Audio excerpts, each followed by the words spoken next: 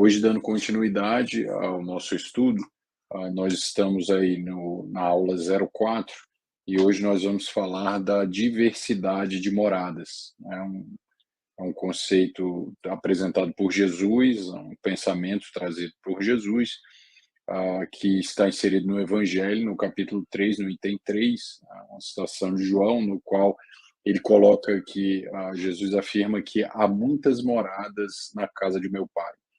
E é em cima dessa afirmativa de Jesus que ela vai discorrer, né, o seu pensamento ah, durante todo o capítulo, né, que nos cabe refletir nessa aula de hoje. Ela começa a tecer, né, os comentários, a desenvolver o pensamento dela, né, a benfeitora. É claro que ela não vai especificar isso durante o capítulo, de maneira linear, mas ela vai soltando lentamente algumas questões que, inclusive, já foram vistas em outras obras dela. Ela vem dizendo aqui que nós, à medida que o espírito vai avançando nas diversas encarnações, a alma coletiva, o pensamento individual e coletivo, ele vai passando por estágios nos quais estruturas psíquicas ganham predominância e modelam aquele estado de alma daquele momento histórico que nós estamos vivendo. Isso ao longo das diversas encarnações. Então, ela traz a ideia de que nós passamos inicialmente, à medida que a consciência coletiva e individual vai se desenvolvendo, nós passamos por uma fase do pensamento mágico, o pensamento mítico, o pensamento, e vamos desenvolvendo um pensamento lógico racional, à medida que essas estruturas de pensar elas vão se compensando e se realizando ao longo do nosso processo evolutivo. Eu não vou me adentrar muito a essa questão, né, porque se fôssemos fazer uma análise desses estilos de pensar ou dessa maneira psíquica de funcionar individual e coletiva, nós precisaríamos de um tempo muito maior para poder tecer comentários a respeito de cada aspecto, mas mais para organizar a nossa maneira de ler o capítulo, ela vai citar aqui a predominância, né, dessa dinâmica psíquica, né, essa dinâmica mítica, principalmente, e que foi construindo a nossa história reencarnatória, diz ela aqui. Isso é muito importante nós entendermos isso, porque é justamente essa estrutura mítica que nós temos que dar conta dela na encarnação atual, porque ela está arquivada no nosso inconsciente, né? Todas essas experiências que modelaram a experiência religiosa, as experiências políticas, as experiências sócio-históricas, né, as experiências de interação social, elas estão arquivadas, né, em níveis coletivo e individual na nossa psique, e hoje o ego encarnado precisa dar conta dessa realidade. Então, grande parte da nossa sombra vem de uma estrutura mítica de pensar. E o que isso quer dizer, né? Pensando aqui na lógica da Joana. Quando nós estamos estruturando, né, uma relação ego-self, uma relação ego-inconsciente, e há uma predominância dessa dinâmica mítica de se desenvolver, né, ou esse estilo mítico de pensar a vida, de se relacionar com a vida.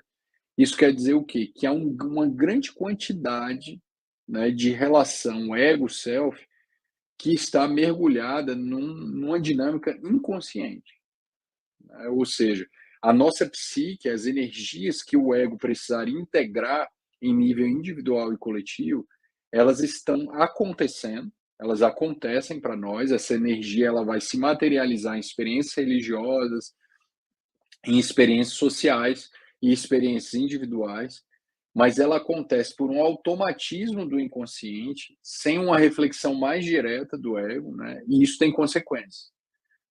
Isso tem consequências para a saúde psíquica individual e coletiva.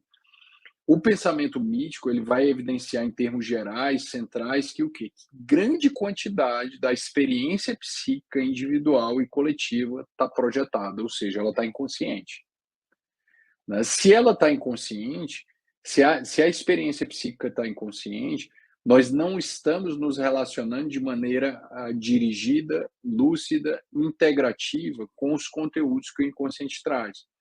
E isso é perigoso, Porque à medida que a natureza vai se apresentando e ela vai tomando e dirigindo a realidade do ego, ela vai ela vai fazendo com que a nossa experiência caia em processos automáticos, sendo como um primeiro sintoma, e isso vai gerar excesso de toda ordem, excessos instintivos sem contenção, uma necessidade de poder, uma série de questões que vão se desenvolver em cima dessa inconsciência, ou seja, o ego vai começar a se identificar com a vivência dessa sombra, né? Os aspectos guerreiros da alma, os aspectos dominadores, escravizadores, tanto externos quanto internos, né? As compulsões, né? Os instintos dominando a criatura humana sem qualquer reflexão, a agressividade, a violência, a necessidade de poder, a busca de dominação sobre o outro, são expressões dessa relação inconsciente do ego com a realidade do self, que estagia nesse nível de consciência mítica, ou seja, um nível de uma consciência que não reflexiona de maneira ativa sobre a própria realidade em predominância. Né? Em predominância. Não vamos dizer que não tinha pensamento lógico racional, seria um equívoco falar isso, como se a criatura humana não raciocinasse nesse período. Mas a realidade espiritual estava extremamente inconsciente para a criatura, caracterizando em predominância o pensamento mítico. Mas há não só o pensamento mítico, uma invasão dos conteúdos inconscientes, né? Esse ego é tomado por isso em determinados, a depender até da experiência social que o indivíduo tinha, né? Se ele estava no nível religioso, ou no nível mais subjugado, ou no nível escravizado, esse material ele ia ser experimentado de diversas formas, né? Essa experiência psíquica, mas para que o ego também possa dar conta e sobreviver ao mesmo tempo que ele goza ou sofre essa realidade que o self constrói, ou que a alma constrói como uma experiência transitória, e inconsciente dessa realidade, o ego constrói mecanismos para que ele possa se defender dessa própria realidade que é experimentada, ou se estruturar, ou se estabilizar neuroticamente dentro dessa realidade. E aí isso vai causar uma série de problemas psicológicos para o nosso desenvolvimento, ou seja, desafios, né, para o nosso desenvolvimento espiritual, porque nós começamos a literalizar as nossas experiências, nós começamos a racionalizar, através dos mecanismos de defesa do ego, os crimes que nós estávamos cometendo em razão de uma sombra instintiva, de uma sombra primitiva que nós estávamos identificados, e esses mecanismos, eles vão se consolidando tanto no nível individual quanto coletivo. O que equivale a dizer que a Joana fala que estagiar nesse nível do pensamento mítico é viver também um nível de consciência de sono, assim como na forma de pensar, no pensamento mágico, mítico, lógico, racional, ele também passa por níveis de consciência, o nível de consciência de sono, sono com sonhos, de consciência em despertamento, de consciência desperta, de transcendência ou consciência cósmica, né, nesses níveis aí que nós vamos desenvolvendo nessa realidade. À medida que o indivíduo está mergulhado nessa inconsciência, nesse estágio de consciência mítica, ele vai interpretar os estados espirituais de maneira muito sombria e literal. Né? Isso vai empobrecer, isso vai gerar uma experiência religiosa, mas uma experiência religiosa muito caracterizada por esse nível de consciência.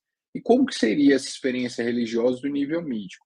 Basta que analisemos as experiências históricas que ficaram para trás, né?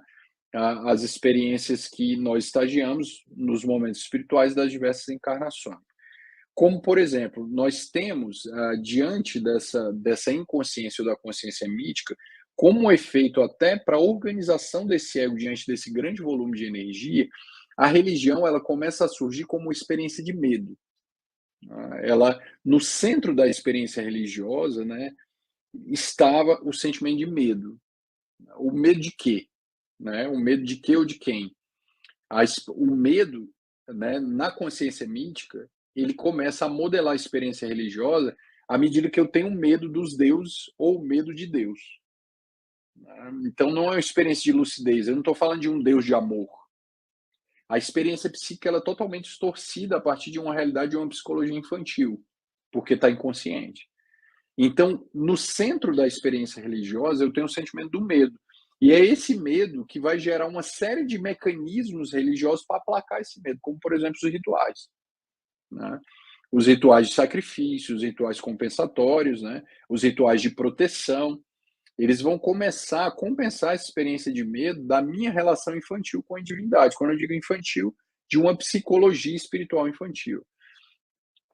O que confirma isso, no Evangelho segundo o Espiritismo, existe um capítulo no qual Allan Kardec faz uma análise de quando Jesus faz a afirmação: "Vinde a mim as criancinhas". Esse capítulo é muito interessante no Evangelho segundo o Espiritismo, porque o espírito que dita a mensagem para Allan Kardec, ele vai dizer o seguinte, que Jesus, né, quando afirmou "Vinde a mim as criancinhas", ele está exatamente afirmando "Vinde a mim aos espíritos sofredores que estão estacionados no sofrimento, porque são crianças psicologicamente falando", né? Uma das explicações dessa afirmação de Jesus está no Evangelho segundo o Espiritismo, quando ele fala, ou seja, lá no Evangelho segundo o Espiritismo, ele caracteriza esse nível de consciência de sono, de consciência mística, como um nível de uma psicologia espiritual infantil. É por isso que Jesus disse: "Vinde a mim, vós que estagiais nesse nível de consciência espiritual infantil, porque eu vim para te despertar e te amadurecer. Né? Eu sou o caminho, a verdade e a vida, e eu quero te tirar desse nível de consciência infantil para que tu possa se relacionar com o divino a partir de uma realidade espiritual muito mais consciente. Porque a tua realidade espiritual, dizia Jesus para nós, ainda está muito inconsciente. E nós precisamos ressignificar essa tua experiência espiritual. Então ele coloca esses ensinamentos. À medida que no centro da experiência religiosa tinha um medo, isso vai gerar uma série de fatores. O primeiro deles é essa literalidade de fazer esses rituais e as oferendas. É por isso que a gente vê o tempo inteiro nos textos bíblicos, né, as roupas brancas, os lavatórios, né, o comer que tem que lavar as mãos. Você vê uma literalidade da eliminação da sombra através de rituais corporais de vestimentas da persona, que eram movimentos compensatórios de uma sombra que não estava inconsciente, caracterizando essa psicologia inconsciente infantil e mítica, que realiza procedimentos mágicos literais para sanar uma realidade interna que só deve ser, na realidade, sanada a partir de uma experiência afetiva real do relacionamento ego-céu. Então, a experiência de medo começa a construir os mecanismos de defesa para se relacionar com essa divindade que causava medo. Ou seja, havia uma projeção nossa em cima de uma imagem do divino, no qual os deuses, ou Deus, nesse caso, o Deus, nós já estamos no capítulo, já está falando do período medieval, onde eu já posso falar da imagem de um Deus único, mas era um Deus que era caprichoso, era um Deus punitivo, era um Deus de preferência. Era um Deus que a gente começar a entrar na ideia da diversidade de moradas, no qual em razão dessa psicologia do medo ser característica de uma psicologia espiritual infantil, ela vai fazer uma topografia das diversas moradas, ou seja, existia uma geografia, existia um terreno circunscrito que caracterizava essas moradas. É tanto que os mapas, se nós pegássemos os mapas da época, os mapas eram mapas bíblicos. Existia uma divisão do mundo, da Terra, o mapa do mundo. Existia o continente medieval, onde os países da Europa existiam ali, e além daquilo, existia uma terra prometida que era localizada nos mapas que eram desenhados, de tão grande que era a literalidade. Né? O mundo era dividido a partir de uma mitologia religiosa. Então, se pegássemos um mapa naquele período, nós tínhamos na geografia do mundo a presença da Terra Prometida, assim como a possibilidade de um inferno também geográfico. Né? Um inferno que era um lugar que ficava abaixo de toda essa estrutura terrena e que o homem experimentava. Então, a ideia de céu, a ideia de terra prometida, onde o indivíduo nasce num paraíso, e toda essa proposta são características dessa mítica do medo que se relaciona com o divino a partir de um medo e não do amor, né? Mas a partir de uma relação de projeção de poder, né? De impotência, de complexos de inferioridade, que eram todos sentimentos e fatores compensatórios ou identificatórios, né? Ou projetados ou identificados, ou ao mesmo tempo que eram vividos na relação com o divino e nos mecanismos de defesa que eram construídos para dar conta dessa realidade, e que na realidade era todo um reflexo dessa realidade interna que nós carregávamos. Nós não tínhamos uma experiência de Deus a partir de uma realidade de um Deus que liberta, um Deus de amor, um Deus que dá sempre a oportunidade. Era um Deus muito horizontal, né? Era uma experiência divina muito horizontal, que é bem característica da consciência mística. Baseado nessa realidade, nós temos uma imagem, a semelhança de um raio-x da alma naquele período, né? Ou seja, nós temos onde o ego era a religião era trazia imagens egocêntricas, imagens escravizadoras, imagens castradoras, imagens punitivas, que equivale a dizer que eram todas projeções da nossa realidade psicológica e identificações da nossa realidade psicológica. Não era uma religião que libertava, uma religião que gerava consciência, uma religião que gerava transcendência, que gerava uma experiência luminosa. Era uma religião que gerava temor, uma religião que se empoderava através do dinheiro, era uma religião que dominava, que fazia guerra, que tinha procedimentos mágicos para que pudesse perdoar pecados imperdoáveis, né, sem qualquer tipo de esforço e sem qualquer tipo de mergulho interno. Né? Haviam pessoas que eram eleitas na condição de representantes divinos, enquanto outras não tinham qualquer direito de fazer um trânsito na direção do divino, a não ser se fosse por procedimentos mágicos e através desses indivíduos que representavam os estados divinos aqui na Terra. Então a Joana vem dizer que isso é característica de uma consciência primitiva, que ter uma experiência religiosa dessa forma é ter uma experiência religiosa muito inconsciente, regida por processos automáticos e por processos neuróticos que caracterizam a sombra coletiva, entendendo a neurose como as neuroses coletivas e as neuroses individuais. Isso fez com que nós tivéssemos a ideia do teocentrismo, né, onde o Deus era o centro de tudo, junto com a Terra, né, e essa Terra como centro do universo mostra a relação ego-self. Né? A gente pode colocar aqui a Terra sendo o centro do universo, um grão de areia na imensidão sendo colocado como o grão mais importante, né? Ou seja, mostrando os complexos, nosso complexo de inferioridade, a nossa dinâmica, né, interna em relação aos poderes da natureza do self, na realidade, a força e a energia divina do self, que era experimentada pelo ego como ameaçadora, massacradora, como algo muito acima da realidade egóica. Né? Então, a gente tem a Terra como centro do universo, e que toda tentativa científica de quebra dessa realidade ela era massacrada, perseguida, né? Ela era combatida porque ela ia justamente quebrar as projeções, e a nossa psicologia infantil não permitia que essa ciência avançasse nesse período medieval com lucidez, porque os mecanismos infantis estavam resistentes ao processo de mudança. Né? Então, nós temos o estágio daqueles que eram representantes, estavam no sentido de uma inflação, de uma identificação com a imagem do divino, se faziam representantes, né, com o direito de vida e de morte, como foi na Inquisição sobre as criaturas humanas, né, total insanidade, uma esquizofrenia que experimentamos nesse período. E, ao mesmo tempo, do outro lado, né, fora dessas figuras régias que coordenavam o planeta, né, pois essa experiência religiosa passou a ser censora de toda a nossa realidade espiritual e científica, nós tínhamos o lado dominado, né, um lado masoquista, né, um lado sofrido, sem livre-arbítrio, massacrado por Deus, sem possibilidade de ascensão, e que todo pecado que fosse praticado por aquela personalidade neurótica, massacrada, sem prazer de vida, ao mesmo tempo, quando não tinha prazer, ela gerava comportamentos opostos, sem qualquer contenção aos instintos, né? Eram identificações e compensações perturbadoras, no qual o indivíduo não tinha qualquer livre-arbítrio. E caso ele cometesse os seus pecados, os seus erros, ele poderia vir a ser perdoado para que ele pudesse ir para algum desses pedaços do mapa, né, esse céu ou esse inferno, através de procedimentos mágicos, né, que caracterizam bastante uma psicologia inconsciente e infantil.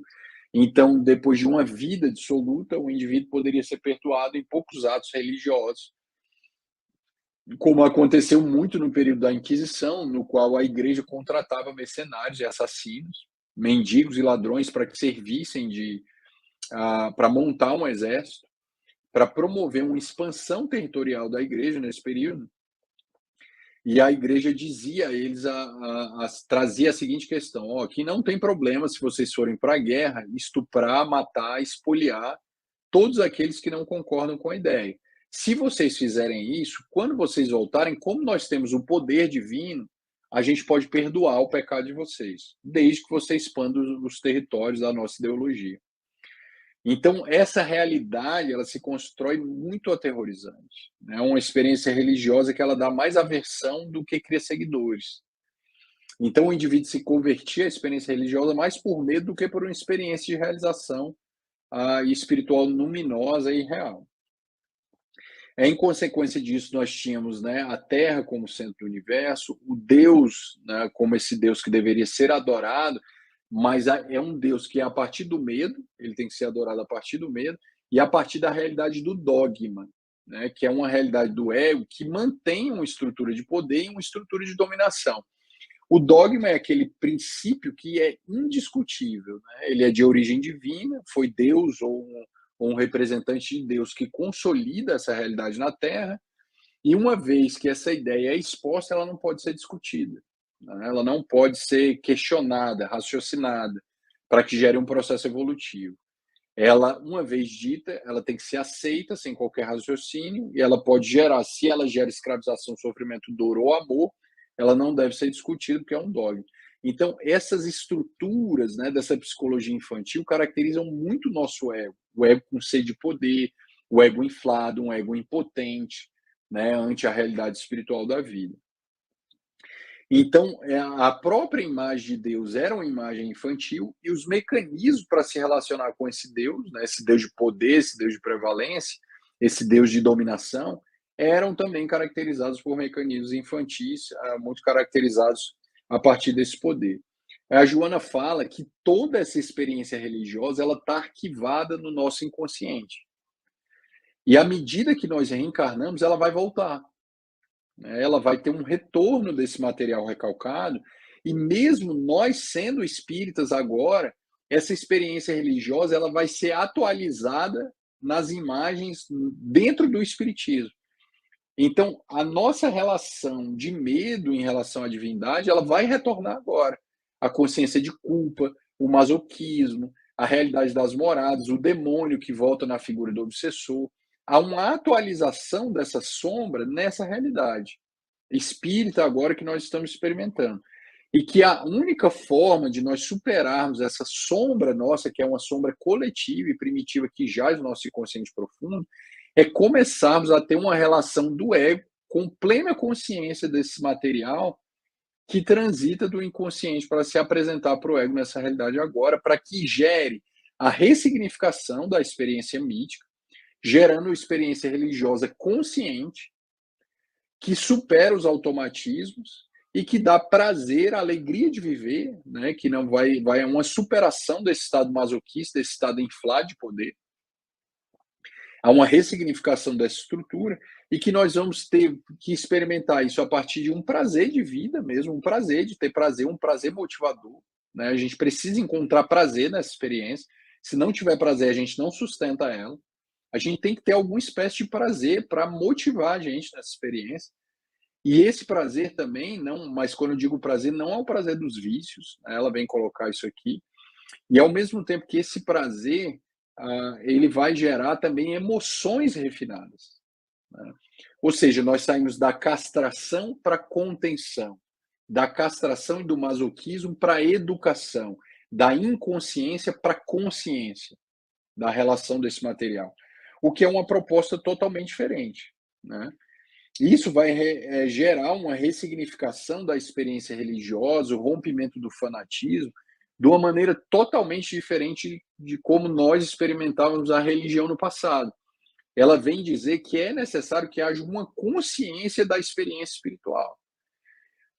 Isso vai ressignificar toda a ideia de morada, né, para que possamos entender o cerne do capítulo. Porque a morada da consciência mítica era uma morada literal. era um céu literal, né? Era um céu beatífico, passivo, sem trabalho, sem atividade. Na realidade, era muito mais um mal, porque era um céu muito tedioso. Era um céu que era a antessala da depressão, esse céu que era descrito pela essa consciência mitológica. Então, nós temos essa morada como uma morada literal. Quando Jesus apresenta essa ideia de morada, ele vem falar de moradas que são reflexo de um estágio consciencial. Então, essa morada sai lá de fora para ser uma morada interna, né? Na realidade, é uma morada que ela é experimentada no nível de uma psicosfera coletiva, porque ela vai refletir um conjunto de psiques individuais que vão gerar uma psicosfera, mas é uma morada que ela vai atravessar um estado emocional construído de maneira consciente, com contenção da selvageria instintiva e com a busca de emoções refinadas. Ou seja, não é uma morada que eu encontro num mapa, geograficamente falando, mas é uma morada que eu encontro dentro da minha subjetividade, dentro de uma relação construída de maneira consciente na relação ego-self. Isso é uma ressignificação extraordinária da experiência religiosa. Porque à medida que eu vou olhando para essa experiência, eu trago para mim eu começo a me apropriar do material projetado, ou seja, o Deus que eu adoro não é mais um Deus de fantasia, é uma realidade divina que eu desconheço, em vários aspectos ela é um mistério para mim, mas entendendo também esse divino que há em mim, e eu vou entender esse divino lá fora a partir do divino que eu sou, porque eu sou um reflexo desse divino, e eu preciso olhar para dentro para construir uma psicosfera que eu respire, para que a minha morada comece no meu estado emocional, e esse meu estado emocional vai me colocar numa morada consciencial coletiva, que seriam os estágios, né, espirituais coletivos que a gente conhece, que são as instâncias espirituais. Então a gente não pode pegar essas diversas moradas como um espaço geográfico, mas na realidade como uma realidade psicológica individual onde, somada a outras individualidades, vão gerar uma psicosfera. E não necessariamente uma geografia de um lugar conquistado, através de poder, ganância e mecanismos do ego. Então, isso vai ressignificar a realidade das moradas e vai começar a trazer uma realidade totalmente diferente. Isso vai mudar também a relação, o conceito de bem e de mal que ela traz, e isso é bem interessante porque ela começa a pincelar. Ela diz que o mal é o passado, é a sombra, né? E que o bem é o futuro. Isso é muito importante, essa colocação que ela faz aqui, né? E que, na realidade, o que seria o mal? Né? O mal seria estacionar. Porque para que eu possa chegar nesse futuro de bem, eu preciso fazer um trânsito por essa escuridão para chegar nessa luz do futuro. E que se eu estou em movimento passando pela sombra, esse mal já não é mais um mal.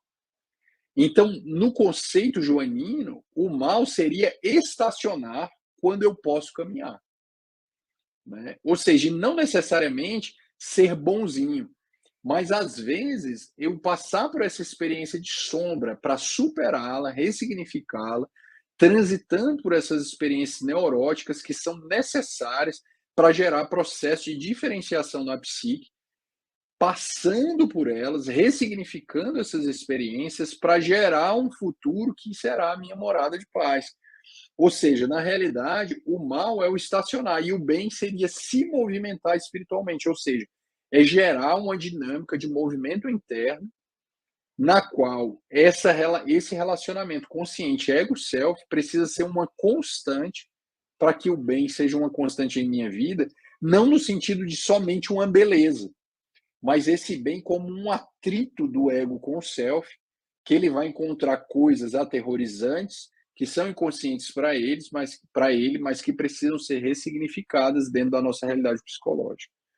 Então, o mal nesse sentido seria estacionar o movimento de individuação, sem superar essa realidade de ressignificar essa sombra que jaz no nosso inconsciente.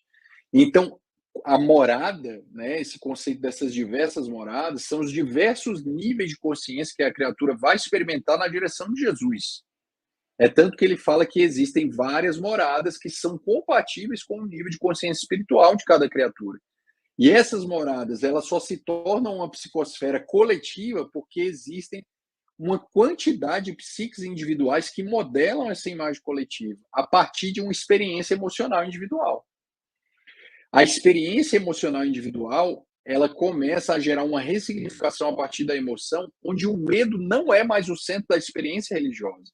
Ou seja, nós temos que observar se nós estamos nos relacionando com Deus a partir de uma experiência de medo e não uma experiência de educação e de amor. Porque é justamente esse momento que a sombra neurótica do passado volta aqui dentro do processo espírita, de modo que nós tenhamos que tomar o passe, entregar a cesta básica como um ritual do passado para que Deus não nos puna. Ou seja, é uma caridade totalmente sem sentido neurótico. Nós precisamos nos relacionar com os espíritos obsessores, apaziguando eles ou escapando deles como se fosse um verdadeiro demônio do passado. Ou seja, essa sombra retorna como vinho velho em garrafa nova espírita agora. E é isso que ela quer que nós observemos. A experiência religiosa, ela não pode ser modelada mais pela experiência da sombra coletiva medieval. Ela precisa ser ressignificada através de uma psicologia amadurecida e consciente dessa realidade que supere todos os mecanismos inflacionários e deflacionários do ego diante da inconsciência que tinha da sua realidade divina, modelando uma experiência com Deus a partir de um sentimento de amor, de educação e contenção, que vai gerar prazer na experiência religiosa e o refino das emoções através da experiência mediúnica, da experiência de meditação, que ela traz aqui, e da experiência de educação e contenção das forças instintivas. Isso é fundamental para o enriquecimento da nossa experiência religiosa, porque humaniza a experiência. Isso é muito importante, né? Ela vai humanizar, ou seja, nós erramos ou cometemos os pecados, os ditos pecados do passado, como processo de acerto e erro no nosso desenvolvimento espiritual, e que, na realidade, o real pecado seria estacionar nessas experiências de erro e nos comprazermos com elas, à medida que nós podemos aprender com essas experiências e caminhar na direção desse futuro de plenitude. Né? Então, há uma série de reflexões que nós precisamos ressignificar, tornando a experiência das moradas um reflexo de uma consciência individual que se relaciona de maneira consciente com a estrutura do inconsciente, que está querendo promover essa realidade do Cristo através dessa consciência egóica, que precisa ser um servo dessa totalidade. Então, a superação desse vinho velho, desse licor antigo, que insiste em ser sorvido em vasilhames novos de imagens espíritas, ele precisa estar muito ciente para nós, para que nós possamos construir essa morada para onde nós vamos e nós já estamos vivendo a partir de uma realidade emocional nova, e não de uma morada literal, cheia de rituais, cheia de características mágicas e míticas, né? Experimentando todas as estruturas medievais nos tratamentos de desobsessão, na relação com os obsessores, na relação com a própria imagem de Deus, né? Na nossa psicologia infantil, fazendo a caridade como uma relação de barganha de troca, não de crescimento espiritual, uma caridade a que nós lemos no Evangelho que temos que fazer e vamos praticar sem qualquer alegria de viver, sem qualquer prazer, sem escolher uma atividade de caridade que nos dê prazer, que nos dê alegria, que nos faça levantar da cama e nos faça, nossa, como é agradável realizar essa atividade espiritual que eu escolhi e que vai me trazer uma satisfação. Não foi porque eu li numa cartilha evangélica que me colocou dentro daquela realidade.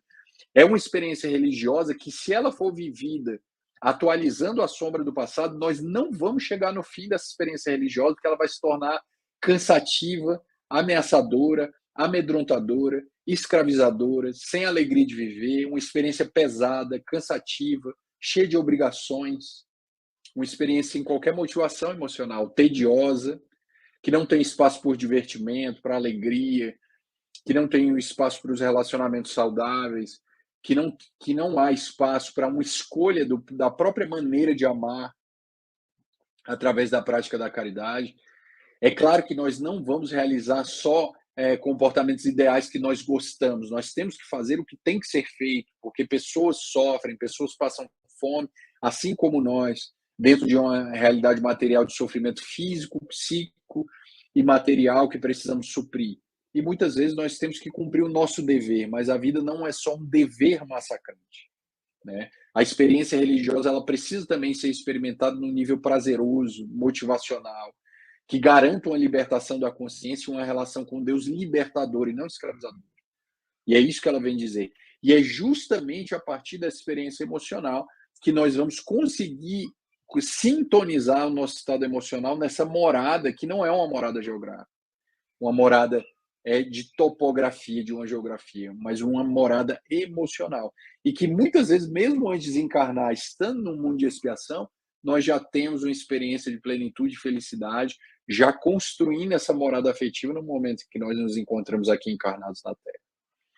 Então, é a partir dessa lógica que nós vamos ressignificar a nossa experiência religiosa, tendo a experiência religiosa como um processo lógico, racional e afetivo real, e não como uma experiência afetiva inconsciente, mítica e mágica do passado, mas como uma lógica racional, algo que passa também pelo mistério, porque Deus é um mistério ainda para nós, mas por uma afetividade refinada, sutilizada, menos literal, né, mais afetiva, mais lógica, mais racional, mais libertadora, né, sem ser massacrada pelos instintos, ao mesmo tempo que se deixa atravessar por esses instintos com contenção, porque eles fazem parte da realidade do corpo, à medida que nós vamos lentamente superando essa realidade instintiva para chegar na realidade angelical, que ainda é para nós muito distante. Então, os deuses nossos de ontem são os nossos instintos de hoje, que nós temos que nutri-los com contenção, para que, fazendo esse processo educacional, nós possamos ter estrutura prazerosa suficiente para termos a experiência religiosa sem esse masoquismo neurótico perturbador. Então, fiquemos aí com esse pensamento de Joana, que a paz de Jesus acompanhe todos vocês, que essas reflexões possam penetrar o coração de todos nós e possamos começar a ressignificar a nossa experiência espiritual dentro da realidade que nós nos encontramos e a partir desse lugar mesmo de inferioridade espiritual humano, pequeno e simples, mas extremamente rico e libertador, e que em todos os níveis nós podemos ter uma experiência real de Deus à medida que nos entreguemos e fomos e nos libertemos, amadurecendo a nossa psicologia na direção desse divino, tão amoroso e tão libertador. Entendendo esse amor não como um pieguismo de um paraíso infantil, mas como um atrito constante com a vida, cheio de sentido, cheio de vida, cheio de movimento, para que possamos nos enriquecer e nos lentamente nos libertando dos automatismos inconscientes que nos regem. Que a paz de Jesus esteja sempre conosco e nos abençoe.